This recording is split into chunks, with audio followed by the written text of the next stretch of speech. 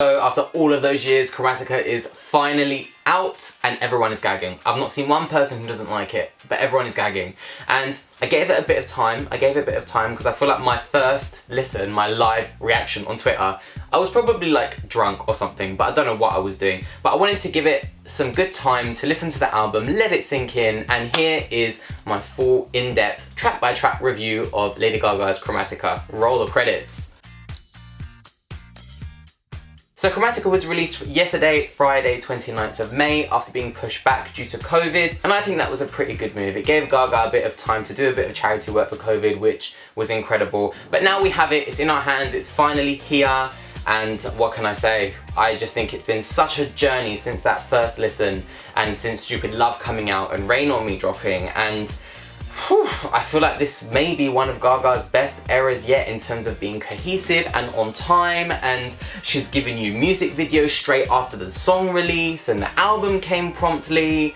Yeah, I've been really pleased with how Gaga's handled this release. I've been really pleased with the delivery of Chromatica, and yeah, I'm gonna stop yapping and get into my review. So for those of you that have been a little monster of Gaga since the beginning, since the Fame days, you all know she was known for that big pop electronic sound. She changed the music game with Bad Romance, and she kind of strayed a little bit, which I love that an artist does. An artist needs to experiment and really let their creative side go. She experimented a bit with art pop, giving you those really big house like synth dance tracks, and then she moved on and then she did Cheek to Cheek, which was a jazz album with Tony Bennett, and then she gave you Joanne, I think, which is probably one of her most raw albums, which went into a lot of like the pop country side of things. A Star Is Born came out, worldwide success. But now here we are, back to Chromatica, and I've seen people describe Chromatica as the love child of Born This Way and art pop. I can kind of see that, but I feel like Chromatica really stands out on its own. I feel like it is Gaga going back to her dance pop roots, but I also feel like it's Gaga pushing forward in terms of her messaging through her artistry, and this is why I really love Chromatica. To me, this might be her most personal album to date. I know everyone thought Joanne would have been that, but I feel like this is really personal, and she does it layered on top of those big dance beats, which is very difficult to do because it's so easy for the music to like swallow up what you're trying to say, and I think Chromatica does it beautifully. So we'll look at the album cover. Here it is. I'm obsessed with it, absolutely love it. I think it's one of Gaga's best artwork so far. It comes in a range of formats, and I have two of them here. These are the two that have arrived so far. I'm waiting for the rest. There's also a standard CD, a deluxe CD, and cassettes, but this is the picture disc, front and back, and this is the exclusive silver disc. I love when an artist gives you loads of releases, and Gaga definitely cashed in with Chromatica this era. But what is the album actually about? So I feel like the album, from my interpretation, is all about struggle. It's about going through hardships in life. It's about emotional and psychological health. It's about pushing through that, and even though you've got those demons, I feel like you're pushing through and dancing still, and I love that message. That's my interpretation anyway.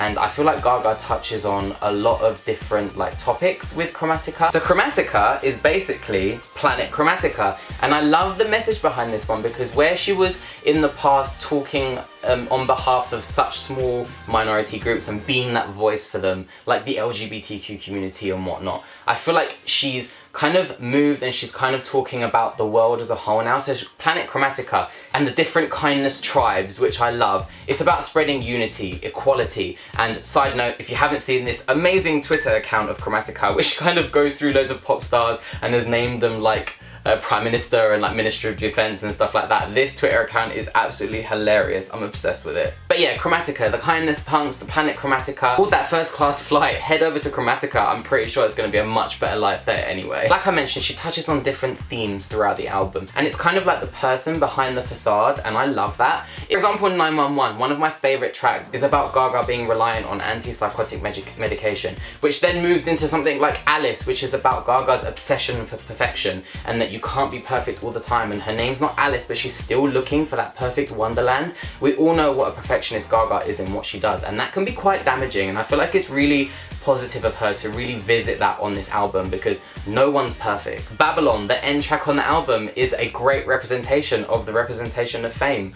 Everything is gossip. When something gets dropped, it's gossip. And she does it on such a Vogue-esque beat, and I freaking love that. Another big message I feel like Chromatica tries to come across is that you can heal people through dance. You can heal people through music, and she touches that quite a bit on this album. Rain on Me, a track about trauma, embracing that trauma and really pushing through it, and through the power of like dance and like music, healing yourself. Also, Sign On Above with Elton John is another one of those like Eurovision-esque tracks that I feel like really delivers that message. Chromatica is about looking inwards and not being afraid of who you are and your mental state of mind and your physical well-being and whatnot. Looking inwards, embracing the trauma, but then not letting the party end. I love that because it's such a strong fighter message for those who do have big mental health issues. I've been there in the past as well. It is a really personal topic to many people, and many people struggle with mental health differently.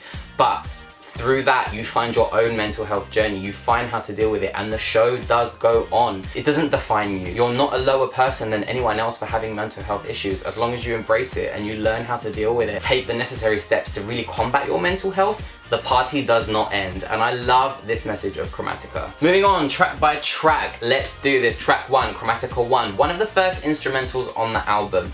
Now, to me, I describe these as very like Disney Fantasia-esque. You know how much I love Disney, obviously. But they're very like Fantasia classical instrumentals, and I love that. They really do set up the album, but I feel like with these kind of interlude tracks, it's one of those things that you have to listen to the album as a whole to really appreciate it. The first one really sets it up. The transition into Alice is great. Alice, I'm absolutely hooked on this track. It's got such a huge, like, dark dance beat, which I'm obsessed with. And it's got a Disney reference. It's Alice in Wonderland reference. We love a Disney reference. I know I do. And this to me is perfect because I relate to it as well in terms of that strive for perfection message. I'm obsessed with her vocals in it. I was hooked. Great start to the album. Right into Stupid Love, the first single. This is the only track I feel that isn't about your own personal psyche. It's the one that's about dancing and really letting loose. And to me, I personally didn't feel like it was one of Gaga's biggest openings, and I can see why she did that because it's the one that remains closest to her music before without giving too much of Chromatica away. And I get that. First collaboration, Rain on Me, with one of my favorite artists, Ariana Grande. Absolutely love it. Two big queens. So glad they got to #1 here in the UK. Such a big dance song. You just can't help but get up to dance to it. I love the message behind it as well. And the two queens, their vocals layer together perfectly. Love the video. 10 out of 10, love this track. Admittedly, Free Woman, I did listen to the leak. I know, Kill Me Later, I know. But I'm glad that I did because the album version is so different and I prefer it. I feel like the album version is a lot more synthy, it's a lot more Ibiza club feel, and I love it. It's actually one of my favorite tracks, and I didn't think it would be from listening to the demo. But Free Woman, such an amazing track. I love her vocals as she belts out Free Woman. It's such a carefree track. It does encompass that power feel, and I absolutely love it. Fun Tonight, great synths, a great album track, I feel. I don't think this is one of the standout ones for me, but it's a great album track, not skipped by any means. I don't think there is a skippable track on this album, but Fun Tonight is fun, it's synthy, she does different things with her vocals, but I feel like that it was just missing that extra bit of oomph to give it a higher score from me. But I feel like this review is just going to be full-on positive because I don't think I have anything negative to say about it. We move into the second interlude track, Chromatica 2, and this one is my favourite one just because of what follows. I've described these interlude tracks as like the calm before the Gaga storm. She's giving us a little bit of like a classical break before she scalps us again. But oh, Chromatica 2, another Disney Fantasia feel, and the transition into 911 is explosive. Oh my god, everyone is obsessed with this transition. Which brings us on to 911, Electro Perfection. I love the use of auto-tune here. We all know Gaga doesn't really use auto-tune that much. She's got an incredible vocals, but I feel like the auto-tune on this is perfect. It's, like I said, Electro Perfection, one of my favourite tracks on the album, and it reminds me very much of like Sophie Ellis-Bextor vibes on her album Revolution, and that's one of my favourite albums ever. Really love 911. Plastic Doll, another great album track, I feel. Much like Fun Tonight, I think it's full of great synths. Gaga's doing amazing things with her vocals here. I do feel like it takes a while, and then once the chorus hits in, you kind of feel like the song has begun.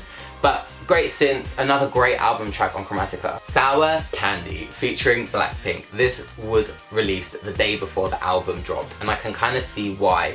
Because I feel like this track is the track, like I mentioned in my review, that you're in the club, you're at the bar, you're drinking with your friends, and this song comes on, it's great, it's got a great beat that you can move to. It's like one of those club songs that would play like in like the late hours of the night, but it's not enough to get you on the dance floor. But it's still infectious. The more I listen to it, the more I love it. Gaga's bits on it, I feel like are the best parts of the track.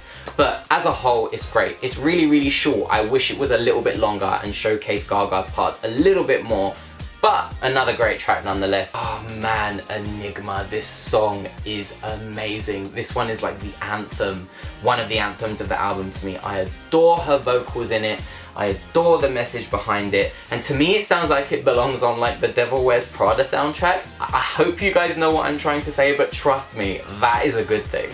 Sliding into Replay, love this song. And this song really is on Replay. It's such a weird composition between like the Frenchy house disco-y vibes to like the massive electro beats. Such a weird composition, but it really works. To me, this sounds really, I'm making really weird like references now, but to me this sounds like one of those 1970s like LA party songs, kind of like you would see in La La Land. I know, so weird, and it's not making any sense. But Replay is such a good song. And the third and final interlude, Chromatica 3, just before her track with Elton John. Another great Fantasia, Calm Before the Gaga Storm. Now, when we heard that Elton John was a feature, I know y'all were all expecting a piano ballad. I know I was, and this was such a surprise. Did not expect it. I was like, this is gonna be the track on the album that's gonna stand out from the rest, that's not gonna fit in. But boy, it does. It's a big electro track. It's like jumping Elton John like into the future from what we all know and love him for, his piano moments. And their vocals are great together. I think it's a great song. That beat, when it drops into the chorus, is incredible. Kinda wish Kylie was the feature on this song. I would have loved that, but it's a good song nonetheless. Thousand Doves is another one of those songs that surprised me. I thought this was also going to be a ballad, judging by the lyrics. But it's not, it's another electro pop song, and I love it. Again, very Ibiza club feels, I feel, and it's very difficult to bring forward the message of Thousand Doves through an electro pop song, but I think she does it perfectly. Okay, Babylon. I didn't listen to the leak for this one, but I'm obsessed. To me, Babylon is Gaga's version of Madonna's Vogue, and that really is not a bad thing, really not a bad thing. Vogue is such a big iconic song, especially for the gay community, and I feel like this is Gaga's version of that. I love it. I love the attitude in this song, the gospel choirs, still keeping electronic.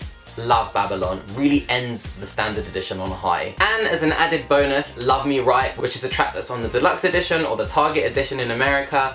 I feel like I can see why this was on this deluxe edition. It definitely doesn't belong on the rest of Chromatica. It's not as electronic and dancey. A lot of people, and I agree with this, have said that it kind of belongs from A Star Is Born. It's got like that very alley feel to it. And I really, really agree with that. It's a great song, but again, I can see why it wasn't on the standard track list of Chromatica. But yeah, that is my review of Lady Gaga's brand new album, Chromatica. I hope you guys enjoyed it. Let me know in the comments what your favourite and your least favourite track on the album are, and are you ready for the tour? I hope it still goes ahead. I just hope it gets postponed. But hey, let me know what you guys think in the comments, and I will see you guys in another video.